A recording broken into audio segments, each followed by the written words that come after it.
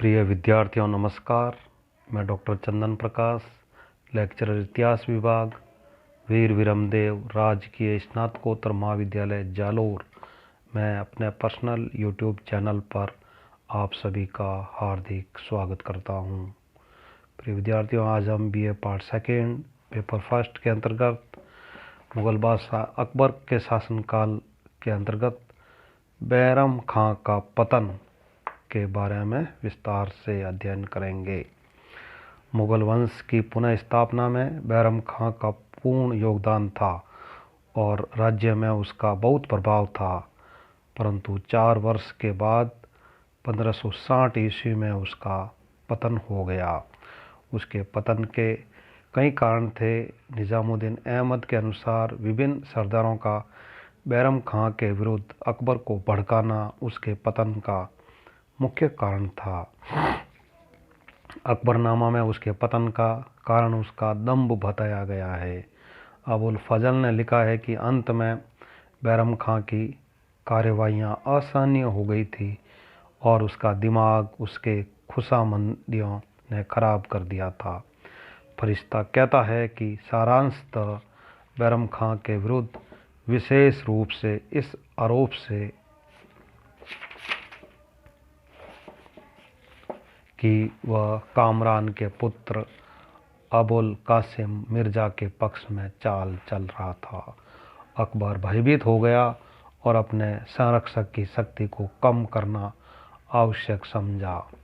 इस प्रकार तत्कालीन इतिहासकारों ने बैरम खां के पतन के विभिन्न कारण बताए हैं, परंतु बैरम खां का व्यक्तिगत व्यवहार, उसका शिया होना, अकबर के निकट संबंधियों द्वारा अकबर को भड़काना तथा अकबर का स्वयं शासन सत्ता को अपने हाथ में लेना बैरम खां के पतन के मुख्य कारण थे।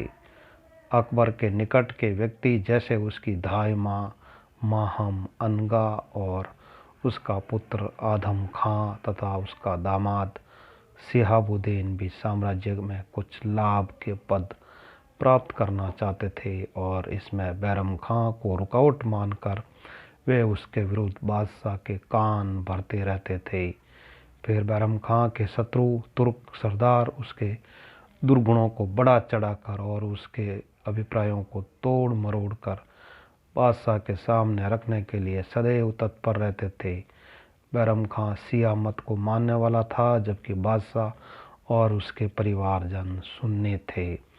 शेख गदाई नामक एक शिया को सदरे सुदूर नामक प्रमुख पद पर नियुक्ति संदेह के घेरे में देखी गई थी और बैरम खां पर सुन्नी मत के विरुद्ध कार्य करने का आरोप लगाया गया था। बैरम खां ने अकबर के निजी खर्च पर भी प्रतिबंध लगा रखा था। उसके परिवार को उचित धनराशि व्यय के लिए नहीं मिलती थी और न इतना अच्छा प्रबंध था जितना बैरम खां के परिवार तथा उसके अधीनस्थों का था। फिर बैरम खां के निर्णय बड़े ही निरंकुश और उसका स्वभाव क्रोधी तथा ईर्ष्यालु था। तुर्की सरदारों में तारदी बेग खां के कत्ल, मुसाहिद बेग को मृत्युदंड तथा शमसुद्दीन अनगा से निरंतर जवाब तलब किए जाने से बैरम खां का भय व्याप्त हो गया था। बैरम खां अकबर को अब भी एक छोटे से बालक की भांति समझता था, जबकि वह 18 वर्ष का नौजवान हो गया था और शासन की सत्ता अपने हाथ में लेने के लिए बहुत उत्सुक था। बैरम खां अकबर की इस मनोस्थिति को समझने में असफल रहा। इन सब कारणों से अकबर बैरम खां के संरक्षण से छुटकारा पाना चाहता था। इसी समय एक दो घटनाएं ऐसी हो गई जिससे अकबर और नाराज हुआ। जैसे एक बार अकबर हाथियों की लड़ाई का आनंद ले रहा था कि उनमें से एक हाथी बैरम खां के खेमे के रस्सों को तोड़ता हुआ चला गया। अकबर द्वारा सफाई देने के बावजूद भी बैरम खां द्वारा उसके महावत को सजा दी गई। इसी प्रकार बैरम खां ने अकबर के शिक्षक मुल्ला पीर मोहम्मद को नौकरी से हटा दिया तो अकबर को बहुत बुरा लगा।